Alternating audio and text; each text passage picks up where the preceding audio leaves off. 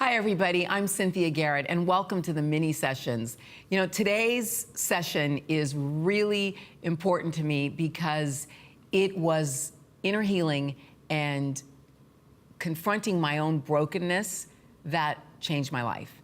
It says in Isaiah 61, it says a lot of things about what Jesus came here to do. But the biggest thing and the biggest part of the promise of Jesus's infusion into our lives and into this world comes to me in the form of when he says, I came to bind up the brokenhearted and to set the captives free. That is such an amazing promise from God, because I realize that we all have such brokenness. Our hearts just get broken from the time we're born until the time we die. And understanding how brokenness affects us, especially from our childhood, is just so important and so integral to each and every one of you being able to walk in the full power of your identity in Christ. So I decided to have my husband with me today. Some of you know Roger. And I just think this is an area that God really seems to just use us a lot in. Oh. Undoubtedly. Well, and he was using you in it first, and then I went through all of this inner healing, and I think you were the first person in my life to ever even explain to me the concept of brokenness. Yeah. So try to do a good job for the viewer. I'll try. Okay. All right. Well, I think at first it's most important to realize that when God makes us, he doesn't make us broken. Nope. You know, when God finished creation on the sixth day, he said, it is very good. And from that point on, it doesn't go that well. And so these physical bodies are breaking down. This earth, this universe, it's all under the bondage of decay. The scripture says, science calls that entropy, where all things are going from order to disorder. And so everything that's physical in the universe is breaking down. But on a spiritual level, that's not true. So, and on a soulish level, that's not true. So when God makes our souls, a perfect God can only make perfect things. His original creation was perfect, and our souls are perfect. But our souls become damaged by what we go through. And the Bible calls that brokenness. Sometimes we call that brokenness. If we say we went through a traumatic relationship, we will say that person broke my heart. I was so in love with them, and then they broke my heart. That's a normal phrase that we use. It's also exactly the way the Bible talks about it. In the Bible, the word for soul is the word psyche, and that same word is used for heart. And so the idea of your soul being broken is the idea that you're emotionally damaged. And so the Bible also talks about that in multiple places, but Jesus said he came to make one, or bind up, and the term is really make whole, a broken heart. So something that's in pieces, your heart, your emotions, and he came to make it one. And we see him doing this in Scripture when he was on the earth. He was both healing people physically, he was casting out demons, and he was also healing people emotionally. And the term in the Greek is really the word for moonstruck, but that's the idea behind us. When we're children and we go through a traumatic event, we're literally paralyzed, or we go into a disassociative state where we set aside those emotions. In 2 Corinthians 10, it talks about this. It says, the weapons of our warfare are mighty through God, to the pulling down of strongholds, casting down imaginations, and every thought that exalts itself against the knowledge of God, bringing every thought into the captivity of the obedience of Christ. So the idea there is four things, the last one being the correct thing. If I can live in a way where every thought is being brought captive to the obedience of Jesus Christ, I have a successful life. Right. I'm walking through life. Every thought that comes in, it's brought into obedience. And those thoughts are also referred to as the fiery darts of the enemy, correct? That's one way we have thoughts, but we have thoughts through TV. I have my own thoughts. And so a lot of times I don't know where the thoughts are coming from, but if I am living a life where I can bring them into captivity, if I have the ability to do that, then it doesn't really matter where they come from because all thoughts are being brought captive. And describe what it means to bring a thought captive. Okay, so again, I know I've explained this before, but the idea is that I am a self-willed person. That's how God created us. We have our own will to do God's will or not do God's will. You had your own will to pick me as a husband. You could have picked anybody, but you picked me. I could have picked anybody as my wife, but I picked you. This is our own free will that God gave us. It's very important to Him because it's the only way we can pick Him. Right. Anything else is a forced relationship. Right. So I must have the ability to pick God or not pick God. So that free will is so important that God just values it so highly that He allows me to do wrong at times. Right. And so now, when it comes to brokenness, there's things that go against my free will. The enemy can be the one thing where thoughts are coming in that can be against my will. And if you're having thoughts, suicidal thoughts, if you're having thoughts of depression, if you're having thoughts you don't want to have, they're not your thoughts. And this is where psychiatrists and psychologists many times get it wrong. There's an attack on your soul as well. Right. And again, I'm just going to give it out. There's 3 R's. Recognize what's not your thought, reject what's not your thought, and then return to God. Because thoughts that are against God's thoughts, we reject those, and then we go to God. What do you want us to do together? It's never what am I supposed to do? It's never what you're supposed to do, because that leaves the relationship out. It's, Lord, what are we doing? And I love this, just at this part, to interject, because what happens, I think, with a lot of these thoughts, which I learned in my own experience, is that when you're broken, you have different parts That's that have been correct. broken of your heart. Yep. That you sort of walled up and put aside, and those different parts have thoughts and feelings and They have feelings Yes. that create thoughts. right. So, Exactly. so if a child has been traumatized, and let's say they get fear that's way beyond what they're able to handle, they will block those emotions aside because it's too much to play with their friends with that much fear. So they're going to wall it up. That's what becomes a stronghold. And so in 2 Corinthians 10 that we just walked through, there's thoughts brought captive, there's thoughts that are against God's thoughts. So there's God's thoughts, and then there's every other kind of thought. Right. But the second thing he mentions is imaginations. Now, imaginations aren't bad in the sense of the English word imaginations. We need imagination. I need it in my job. I'm designing all sorts of architecture. So imagination's a great thing. Without it, painters couldn't paint a painting. Architects couldn't design a building. That's not the idea there. The idea there is getting stuck in a fantasy world about the future or the past. So somebody has been through a trauma, let's say a rape or something, a girl will think over and over, maybe I should have dressed differently, I should have walked home a different way, I should have screamed louder, I should have fought harder. What if I'd have done this? Somehow it's my fault. All of these kind of thoughts. She is stuck on the hamster wheel, thinking over and over about the past. There's other situations where it's about worry, and you're thinking about the future, and you're stuck on the hamster wheel. Well, maybe I should do this, or maybe I should do that. Well, the truth is, until you get to that place in time, you won't know what to do. So if you spend all your time thinking about the future, you're not living in the present. And walking in the Spirit is to live in the present.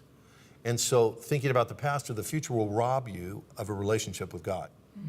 So that's the idea behind those imaginations. Many times those are habits that you've learned. And you've so done them over and over, they become an imagination that you get stuck in. Lastly, there's strongholds or fortresses. Now, we're expressly in Scripture warned not to make anything else a stronghold.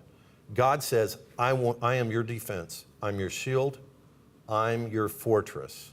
We're to hide in God. God's to be our protection, even for our emotions. Our heart is to be guarded, but it's to be guarded by God, not by me. If I walk around in a defensive mode, everybody will feel it. They won't get the real me. They'll get something that separates us. If I let God be my defense, I can be vulnerable in a relationship that way. And this is the powerful part of what I like to call the plate analogy, because if you are, let's say this is us, right? Yeah. Mm-hmm. And let's say it's a plate, and it's a really beautiful piece of china, and this is how you buy it, and it's new. This is how it comes into the world, right? Your soul. Your soul. This is your soul. Now, as a childhood trauma occurs, for example, with me, I was sexually abused. Right. We've counseled people who've been raped. We've counseled people where it's just simple things, like they had a parent who didn't express love, or an alcoholic parent, or there's all manner. Those are just as damaging. Just as damaging, all manner of things. Or can be. Can be. Well, every time something happens to the child, the soul, this plate, a little chip breaks off. Yeah, it's right? like being hit. Exactly. So now you can imagine that in some form of abuse, maybe a chip breaks off to fear, a chip breaks off to shame, a chip breaks off to abandonment, Right. and maybe a chip breaks off to anger. Right. So now the plate still works, but it's got all these chips by the time it becomes a grown-up. Well, each of those chips can become a stronghold. That's right. Because you've sort of, as a child, in order to function, you have to wind the pieces of, of these little broken places. You have to sort of wall them up and get up and go to school the next day and act like life is normal and Right. continue. When in reality, right, these little chips now, the enemy can now use them as you get older in life. The enemy knows you've got a fear part. Yep. So he's going to exaggerate your fear. The enemy knows you've got a part of anger, so he exaggerates your anger. I see a lot of women do this when they have anger issues with men. Absolutely. I tend to look at it more like, we would not see somebody who enters shock on the battlefield because they had their leg blown off as some sort of weakness. We would see that as the God-given ability to get through the moment. Right. It's a strength in the beginning. In a sense, it is our God-given ability to survive a trauma. Right. But if a week later we visit that soldier in the hospital and they still feel like their leg is there and they're still feeling no pain, something's wrong. Right. Okay, and that's what happens with a kid. A kid is able to disassociate, the pain, and they're able to disassociate even the reality of the moment. Mm-hmm. Some people black out their entire childhood because they've been through so much. Mm-hmm. But God's able to heal that. And here's the thing. So what happens is these strongholds, it's what we become entrusted to later when we grow up. And so that girl that you mentioned that had been raped or molested, when she's 22, has a boyfriend, they're watching some emotional movie, and she's overreacting, he's going to pat her on the back and say, honey, you're going to be okay. What he doesn't know is the perpetrator, her uncle or whatever, patted her on the back after he finished and said, honey, you're going to be okay. She's going to throw off his arm and say, why would you hurt me like that, you creep? That you would call, or a lot of psychologists would call, a trigger. Right. And he's going to think his girlfriend has snakes in her head, but she doesn't. She's just broken. Yeah. And so Jesus said that he came to heal that. Right. Okay? So that means two things. One, he handed over a lot of jobs, okay, when he left. He told us that we were to go pray for the sick. He told us that we were to preach the gospel. He did not tell us to go heal broken hearts. So Jesus still retains this. This only happens by prayer. It doesn't happen by other people doing it for you, number one. Number two, I think it's also super important to mention this, is 2 Corinthians 10 many times gets quoted as strongholds being the stronghold of the enemy, the stronghold of the enemy. It's not. It is your stronghold. It's what you did as a child to protect yourself, and that's fine. So you create an emotional stronghold or fortress. Correct. Right. That's correct. Right. When I grew up, I went through a lot of physical fights, and I, in my heart, walked around like this all the time. But when people met me, they felt that, and so they kept their distance. Right. And so that was something that God had to heal you of, because Absolutely. only Jesus Christ can bind up the brokenhearted and set the captives free. Absolutely. And I love the captivity part of that scripture, because if you have emotional brokenness and emotions that you know are outside of the norm, of your normal range of emotional response to situations, then you realize, you understand the word captivity, because it's like being held captive by these emotions. And because I used True. to get run around the mulberry bush Yep. by my emotions. So let's talk about emotions versus your thought life. Okay. Okay, so your soul is the personality, who you are. Your heart is the deepest part, the deepest feeling part of who you are. So when the Bible talks about your soul and your heart, it's talking about the same thing, but when talking about the heart, it's the deepest feeling part. So the point of it is that in your mind, okay, you can think logically, 2 + 2 = 4 has no emotion in it. But many other things have emotions in it, right? My mother has passed on. If I think about her too much, I'll get emotional. Right. All right? But that means I go from my thought life to my feeling part. Well, because in the reverse of that, if like our girl sitting watching the movie with her boyfriend, she is feeling things that aren't necessarily in line with logic, what she's watching. And so she does some not logical things because she's being pushed by her emotions.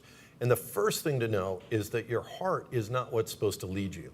In fact, the Bible says the heart is deceitful above all things. It's desperately wicked. Who can know it?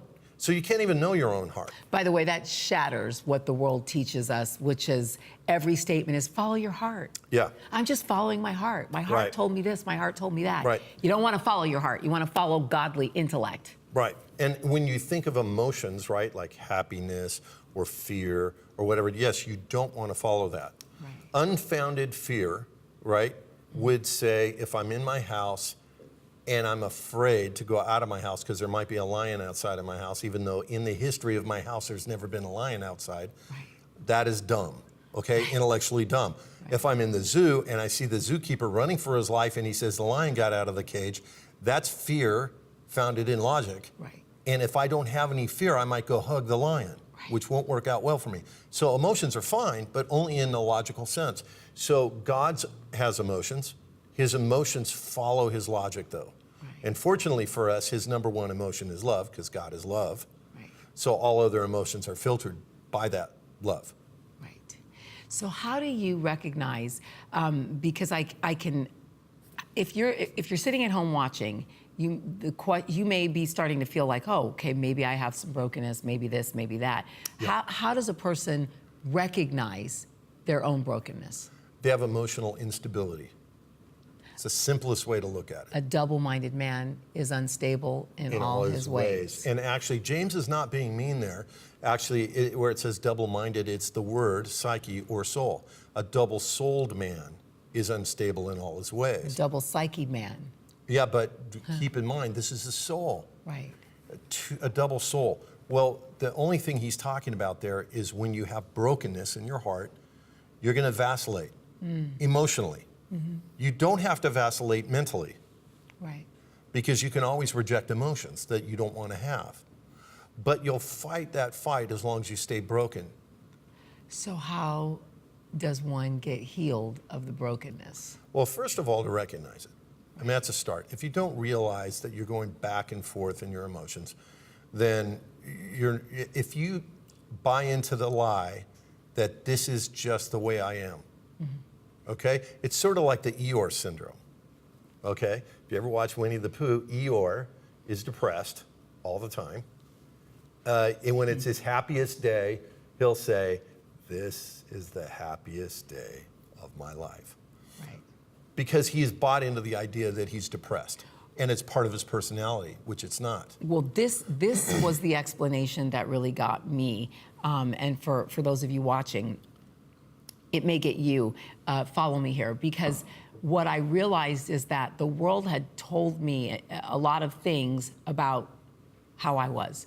You know, you think that, oh, well, I'm just meant to be single. Right. Or, oh, I just am incapable of staying in love past a year. Right. Oh, I'm just moody. That was Right. I'm a creative person, so I'm just moody. I had all these things Yeah. that were really a part of my emotional brokenness from childhood events that had occurred. But then the world kind of reinforces all of that stuff by telling you the deceptions in your mind are actually correct. So this is how the enemy hops on the back of your brokenness. okay? He will feed you the lies that align with your brokenness. Right. So if you have a brokenness of sorrow in your heart, he will start to feed you the lie that this is the way you are. Now, the truth is, when you were 2, you weren't that way. Right. Or 4. You're a happy little girl running around, or a happy little guy getting in mischief.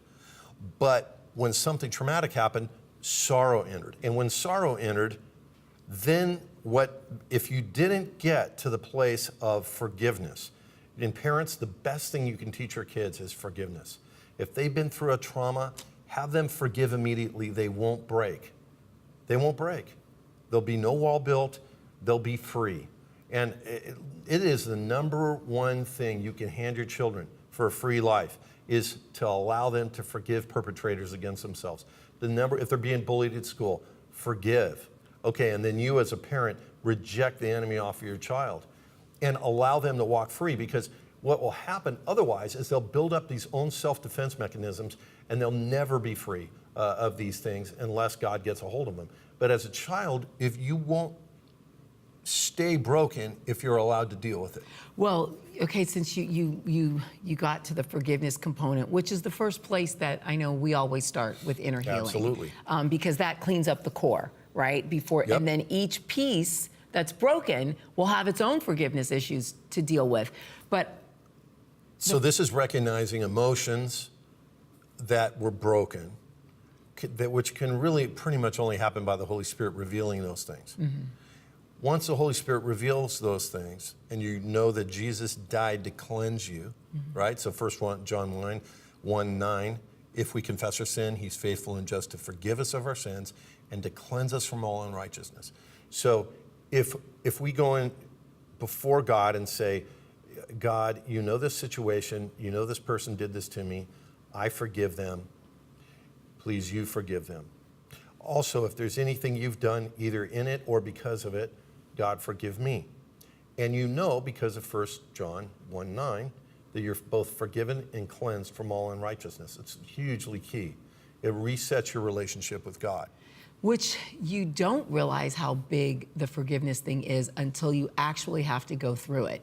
Because that's when I began to realize that, wow, I was holding on to a lot of unforgiveness. And by the way, I know we've mentioned this before and I've taught on this before, but forgiveness doesn't mean that the person who did something wrong to you or who is doing something wrong to you is right. It's not about condoning. It's not even about like Disneyland and the Disney movie and we're gonna make up and all live happily ever after. No, if someone sexually abused my child and I have 3 children, I'm going to forgive that person. I'm going to give my right to judge that person to God, because that's what it's about. But I'm not going to let my other 2 kids go be watched by this person. Yeah, trust and forgiveness. There's wisdom. Yeah, trust is earned. Forgiveness is not earned. Right, exactly. That's great. Forgiveness, wow, that's deep. Forgiveness is still a free gift, just the way Jesus gave it to us freely. Jesus forgave from the cross the guys that put him on the cross. Right. And so what he's asking us to do is to forgive the people that have done wrongs to us. Correct. But it's interesting because it's not even that he asks and requires of us to be like him is really about blessing us. Because when I was able to forgive the perpetrators in my life, I began to experience freedom in a way I never experienced freedom before. Exactly. Yeah. And that's what it is. In fact, without going through the whole story, Jesus talks about a master that had a servant that owed him $1 million, and the master forgave the servant when he begged. And then that servant went out and found another servant that owed him a day's wage, and he demanded it and threw the guy in jail because he couldn't pay. The master then calls the first servant and said, shouldn't you forgive him the way I forgave you? And he throws him in jail and turns him over to the tormentors. And Jesus said, so will God do you if you forgive not your brother. I don't want to be turned over to the tormentors. What happens is when I am unforgiving, You're tormented. Retain, yes, this, and I'm tormented. Right. And I'm tormented by the enemy. Right. And God actually allows it to try and motivate me into the place of forgiveness. It's crazy because you live a situation over and over and over on a loop. Totally. Instead, now when you forgive, you have to forgive out loud? It's good to forgive out loud just so you don't have to. But of course, God hears your prayer. But what's great about forgiving out loud is you're sort of saying it to the universe and everything in it. Right. I forgive. Right. And you all need to know I forgive. Wow, it's powerful. Yeah. Can you, explain, because the beautiful thing about this is I had gone through secular therapy for years Right. to deal with my issues. So I was pretty good at noticing my triggers and all this stuff. But the thing was that secular therapy never set me free. It was, and that's what I love about understanding the Bible, because this isn't about secular therapy. It's not about psychology. This is about Scripture. This is what we get as Christians. This is our gift from Jesus Christ. Exactly. We're not Sherlock Holmes. You know, psychiatrists and psychologists are sort of do the Sherlock Holmes things where they try and deduce all that's gone on in a person's life and then help them cope with it. Right.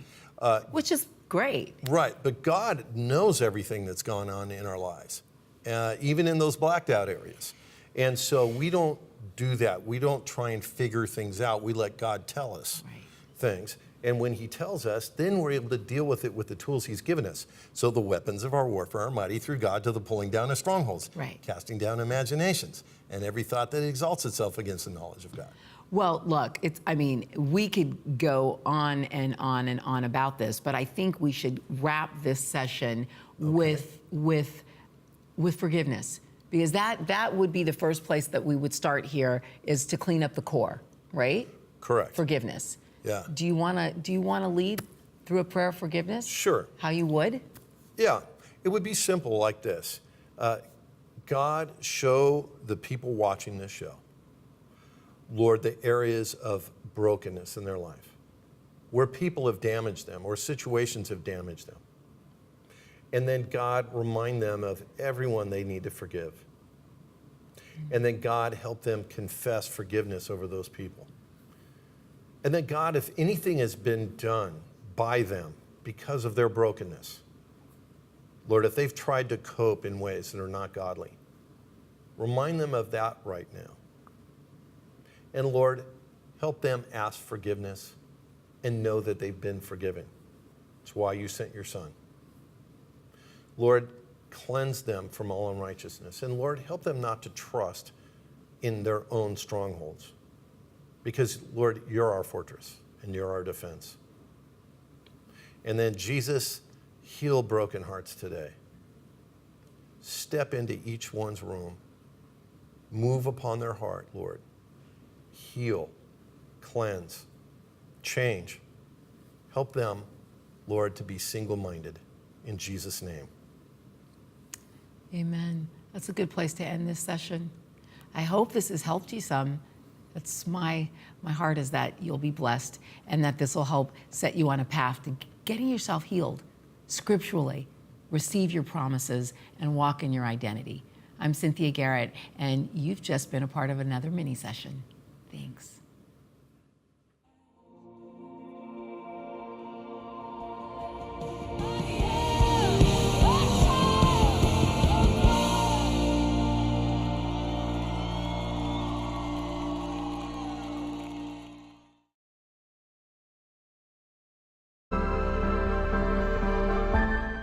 Hi guys, it's me. I hope you enjoyed this last session. I know that we sure did. And I just wanted to take a quick second and pop in and remind you to pick up a copy of my new book, Prodigal Daughter, A Journey Home to Identity. My heart is that you will all walk powerfully in your identity as found in Christ. And this book takes you through a whole lot of stuff that I've lived through, but more importantly, through all of the lessons that God has taught me through the different experiences and challenges and issues that I've had to overcome in my life. So I know we've all got stuff, and I know we all want victory. And so my hope is that in this book, you'll find some victory. It's available everywhere you can buy books, at online retailers and bookstores, and also you can find this and some other really great stuff on my website, cynthiagarrett.org. I love you guys, and I'll see you soon.